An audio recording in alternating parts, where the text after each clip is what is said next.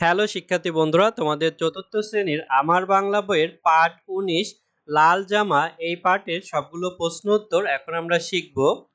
ক, টুকি ও তার পরিবার কোথায় বাস করে? উত্তর, টুকি ও তার পরিবার যাত্রাবাড়ির ছোট্ট একটি কলোনিতে বাস করে। খ, রতন কিসের জন্য আন্দোলন করছিল? উত্তর, রতন দেশ ও জনগণের সম্পদ রক্ষা করার জন্য আন্দোলন করে। সে অন্যায়ের বিরুদ্ধে প্রতিবাদী এক তরুণ। টুকি যখন তাকে জিজ্ঞেস করে যে তারা রাস্তা বন্ধ করে কি করছে, তখন রতন উত্তর দেয়, আমরা প্রতিবাদ করছি, আমাদের দেশ, আমাদের সম্পদ, জনগণের সম্পদ রক্ষা করতে হবে। গ, বাবার কি নিয়ে বাড়ি ফেরার কথা ছিল? উত্তর, টুকির একটা লাল জামার শখ ছিল। ওর বাবা দর্জির দোকানে কাজ করে। টুকির জন্য তিনি লাল জামাটা বানাচ্ছিলেন। কাজ প্রায় শেষের দিকে। টুকির জন্য এই নকশা করা লাল জামা নিয়ে বাড়ি ফেরার কথা ছিল। ঘ, মায়ের মুখে চিন্তার ছাপ কেন?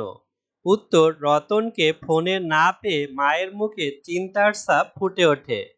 আন্দোলনের কারণে বাইরে প্রচণ্ড গুলির শব্দ হচ্ছিল এবং রতনের কোনো খোঁজ পাওয়া যাচ্ছিল না।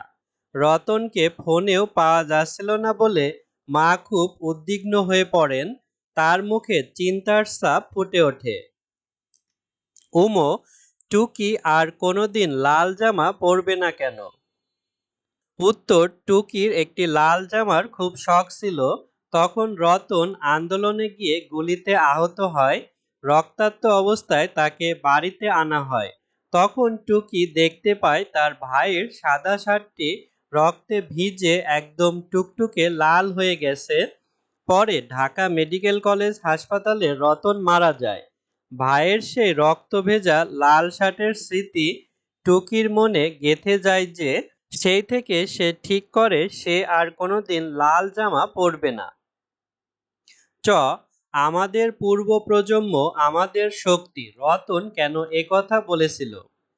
উত্তর, রতন যখন আন্দোলনে অংশ নিচ্ছিল তখন টুকি তাকে জিজ্ঞেস করেছিল তার ভয় করে কিনা।